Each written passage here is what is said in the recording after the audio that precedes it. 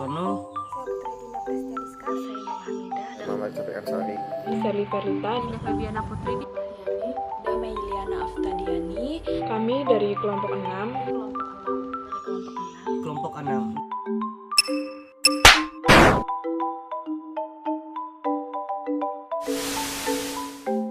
Nah, adapun latar belakang dari makalah kami yaitu kepribadian ini mencakup usaha-usaha penyesuaian diri yang beraneka ragam, namun khas yang dimiliki individu.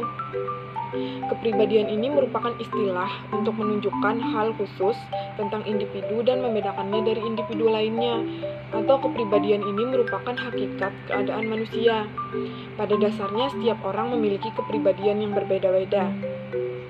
Maka dari itu, tes kepribadian merupakan suatu alat ukur yang disusun untuk mengungkapkan kepribadian seseorang. Untuk menggunakan suatu alat ukur kepribadian perlu melihat landasan teorinya, sehingga dapat menggunakan alat tersebut dengan tepat. Alat tes yang disusun untuk mengungkapkan kepribadian secara garis besar dapat dikelompokkan berdasarkan tekniknya. Nah, untuk paparan secara lebih jelasnya akan dijelaskan oleh teman-teman saya. Saya akan melanjutkan penjelasan dari teman saya tentang pengertian kepribadian. Kepribadian menurut Albert adalah suatu organisasi yang dinamis yang berada dalam individu dari sistem psikofisik yang menciptakan pola karakteristik individu dalam berperilaku, berpikir, dan merasakan. Kepribadian adalah sesuatu yang memberikan tata tertib dan keharmonisan terhadap segala macam tingkah laku berbeda-beda yang dilakukan oleh individu.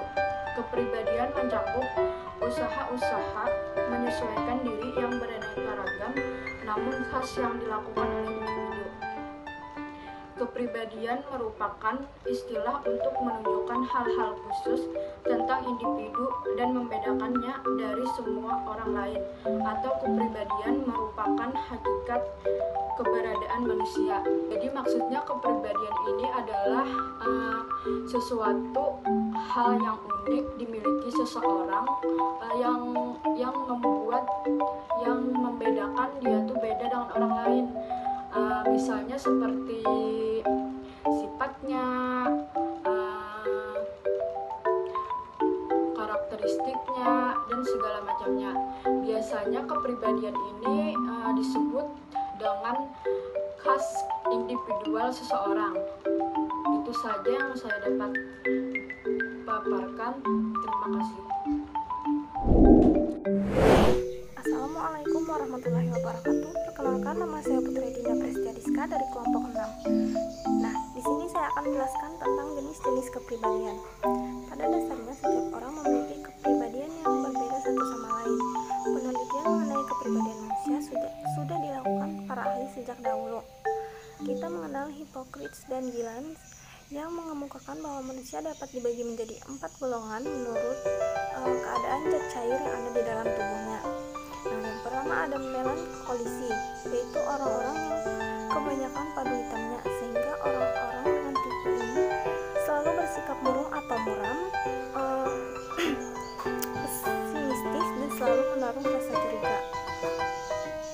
Yang kedua ada sanguinisi, yaitu orang-orang yang banyak darahnya, sehingga orang tipe ini selalu menunjukkan wajah yang berseri-seri, seperti yang kita tahu, selalu gembira dan bersikap optimistis. Nah, yang ketiga ada phlegmatisme, yaitu orang-orang yang banyak lendirnya. Orang dengan tipe ini sifatnya lamban dan pemalas, wajahnya selalu pucat, pesimis, pembawaannya tenang, pendiriannya tidak mudah berubah. Dan yang keempat atau yang terakhir ada kolarisi, yaitu orang yang banyak empedu kuningnya. Orang tipe ini bertubuh besar dan kuat, namun penaik darah dan sukar mengendalikan diri, sifatnya garang dan agresif. Nah, sekian yang dapat saya sampaikan. Assalamualaikum warahmatullahi wabarakatuh. Perkenalkan, nama saya Dinda Fabiana Putri. Di sini saya akan menjelaskan tentang tipe manusia. Tipe manusia dapat dibagi menjadi dua golongan besar, yaitu sebagai berikut. Yang pertama ada tipe ekstrovert, yaitu orang-orang yang perhatian yang lebih diarahkan keluar dirinya kepada orang-orang lain dan kepada masyarakat.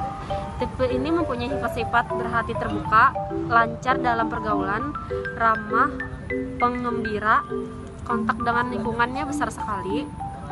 Lalu mereka itu mudah mempengaruhi dan mudah pula dipengaruhi oleh lingkungannya. Kemudian yang kedua ada tipe introvert. Orang-orang ini perhatiannya itu lebih mengarah kepada dirinya sendiri. Tipe ini memiliki sifat kurang pandai bergaul, pendiam, sukar diselami batinnya, suka menyendiri, bahkan sering takut kepada orang. Tentang pengertian tes kepribadian. Tes kepribadian adalah seperangkat alat tes yang disusun untuk mendeskripsikan bagaimana kecenderungan seseorang bertingkah laku. Tes kepribadian sebenarnya adalah deskripsi kualitatif dari kepribadian, bukannya deskripsi kuantitatif atau angka-angka. Karena sebenarnya kepribadian tidak dapat diukur, tetapi hanya dapat dideskripsikan. Untuk membantu menjelaskan kepribadian, alat tes kepribadian menggunakan bantuan angka-angka dan kemudian hasilnya diinterpretasikan atau dideskripsikan ke dalam kualitatif. Angka yang didapatkan seseorang pada tes kepribadian bukanlah angka sesungguhnya. Tes kepribadian adalah tes yang dilaksanakan dengan tujuan mengungkap ciri-ciri khas seseorang yang banyak sedikitnya bersifat lahiriah, seperti gaya bicara, cara berpakaian, nada suara, hobi, atau kegemaran, dan lain-lain. Kepribadian setiap individu adalah unik, sehingga tidak bisa dibandingkan dengan orang lain dalam pendeskripsiannya. Kepribadian tidak mengandung unsur nilai baik buruk, tinggi, rendah, dan lain-lain. Untuk mempermudah pengukuran dalam psikologi, disusunlah suatu kriteria kepribadian dalam bentuk pengelompokan. Saat ini dalam psikologi dikenal pengelompokan kepribadian yang terkenal dengan DSM, Diagnostic and Statistical Manual of Mental Disorders. Itu saja penjelasan dari saya. Wassalamualaikum warahmatullahi wabarakatuh. Saya akan melanjutkan materi tentang jenis-jenis tes kepribadian. Yang pertama, personality inventory. Personality inventory adalah suatu inventarisasi dari sifat-sifat atau aspek-aspek kepribadian, sehingga dengan inventory tersebut dapat diungkap masalah atau problem yang dihadapi klien. Yang kedua, tes proyektif. Tes proyektif adalah suatu tes yang stimulusnya tidak jelas, tetapi testi atau orang yang dites dapat memberikan respon terhadap stimulus atau perintah-perintah yang harus dikerjakan.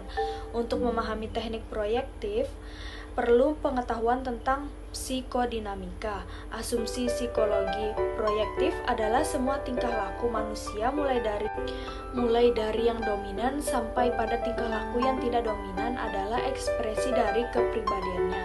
Sekian materi dari saya, kemudian akan dilanjutkan oleh teman saya. Terima kasih. Mana saya akan menjelaskan lanjutan dari presentasi teman saya, yaitu tentang adapun bentuk-bentuk dari tes kepribadian tersebut, yaitu 1. The Sex Extinction Completion Test atau biasa disingkat dengan SSCT, disusun oleh Joseph M. Sex dan psikologi lainnya yang tergabung dari New York Veterans Arbitration Mental Hygiene Service. SSCT dirancang untuk mengungkapkan 4 era atau daerah penyesuaian diri yang meliputi keluarga, seks, hubungan interpersonal, dan sleep concept atau konsep diri. Bagian kedua, personality and preference and Franken inventory atau biasa disingkat dengan PAPI adalah tes kepribadian non proaktif. Terdiri dari 7 faktor, yaitu mengidentifikasi 10 kebutuhan needs individu dan 10 tekanan atau freeze individu. PAPI Kostikek ini disebut untuk mengungkapkan besaran-besaran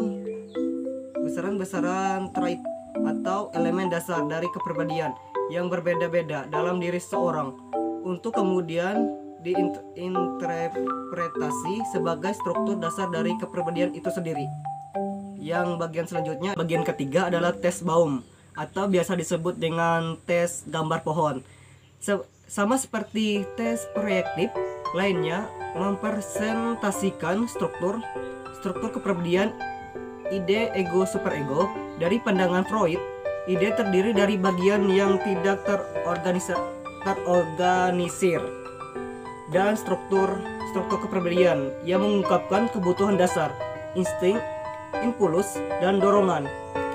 Ide diinterpretasi melalui bagian akar. Ego mengungkapkan hal-hal sadar yang berkaitan dengan tindakan sadar dan terencana dalam memenuhi ide.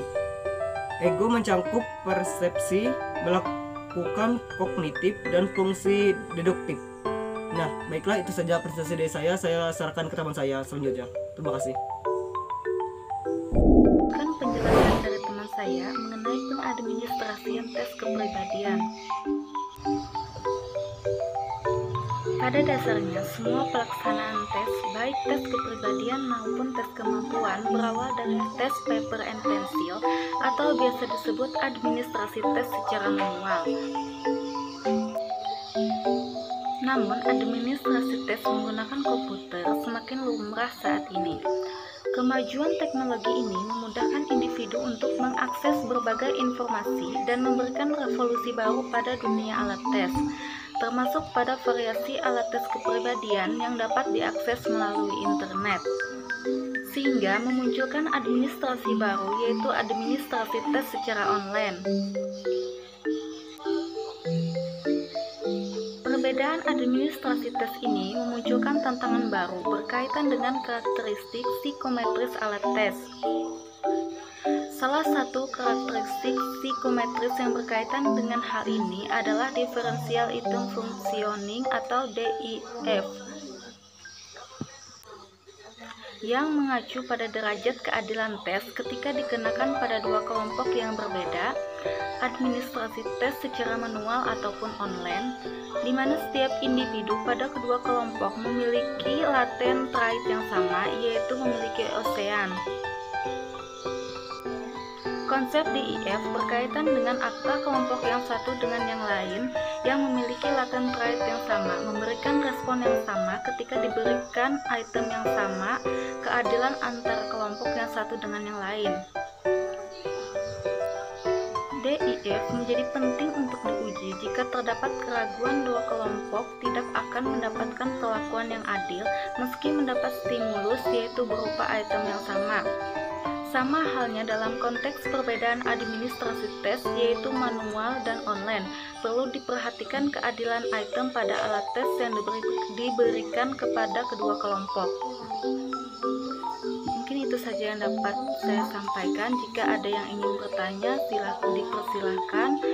Saya akhiri. Wassalamualaikum warahmatullahi wabarakatuh.